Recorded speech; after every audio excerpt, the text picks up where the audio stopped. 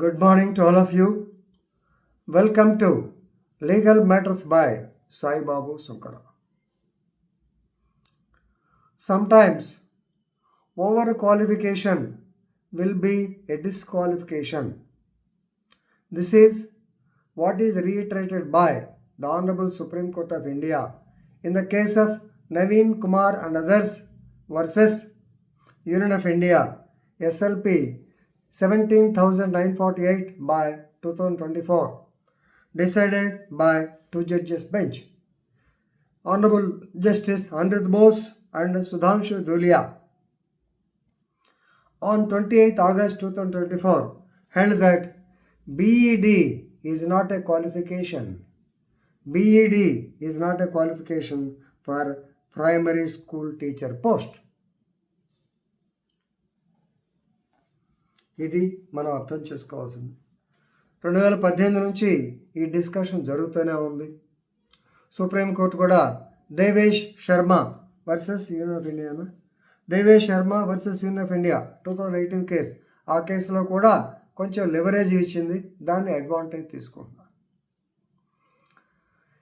Over qualification కొన్ని సందర్భాల్లో మీరు అప్పుడప్పుడు చూస్తుంటారు, ఇప్పటికి కూడా నిరుద్యోగ సమస్య అలాగే ఉంది. If you ask for attender post, మనం టెండర్స్ ఆర్ ఇన్విటేషన్ వేస్తే పేపర్లో నోటిఫికేషన్ ఇస్తే హోంగార్డ్ పోస్టుకి పోస్ట్ గ్రాడ్యుయేట్ చదివిన ఆయన వచ్చారు.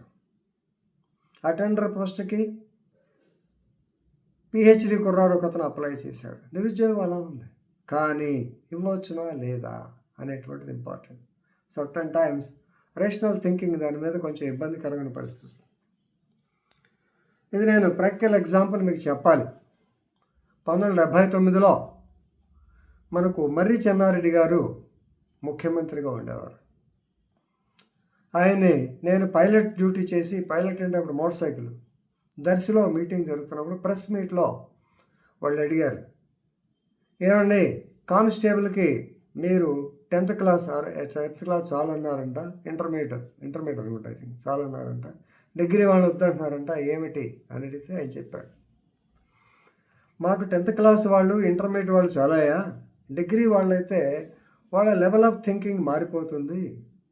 కానిస్టేబుల్ అంటే do as you are told, చెప్పిన పని చేసిరా అనేటువంటి వృత్తిక చేయాల్సినటువంటి వాళ్ళు. ఇది సబార్డినేట్ సర్వీసు, డిసిప్లిన్ ఫోర్స్ చాలా ఉంటాయని చెప్పన్నారు. అది ఎప్పటికీ నాకు గుర్తుంది. కానీ పోలీస్ శాఖలో కానిస్టేబుల్కి పోస్ట్ గ్రాడ్యుయేట్స్ కూడా జాయిన్ అవుతున్నది, వేరే సంగతి. ఇక ప్రస్తుతానికి వచ్చినప్పటికే ఈ మధ్యకాలంలో Chhattisgarh high court they quashed the BEd teachers application.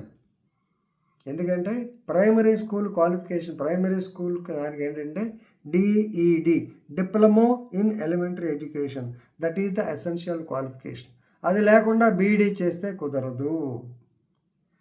DEd చేసిన తర్వాత బీఈడి వెళ్తే ఓకే తీసుకుంటారు, కానీ అది లేకుండా డైరెక్ట్గా బీఈడి చేస్తే డిఈడి ఎందుకంటే కుదరదు అన్నారు. రీజన్ ఏంటంటే DEd, the diploma course in elementary education, tells our practice చిన్నపిల్లలతో ఎలా మెలగాలి, 5వ తరగతి వరకు ఎట్లా చేయాలి, 1 నుంచి 5వ తరగతి అనుకుంటాయి, దీనికి ప్రైమరీ ఎడ్యుకేషన్.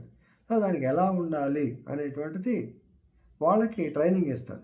బీఈడికి డైరెక్ట్గా గ్రాడ్యుయేషన్ తర్వాత బీఈడి అంటే వాళ్ళు హై స్కూల్ లెవెల్ ఎడ్యుకేషన్కి పనికి వస్తారు, కానీ దీనికి పనికి రారు అన్న ఉద్దేశంతో, that is the intention, right.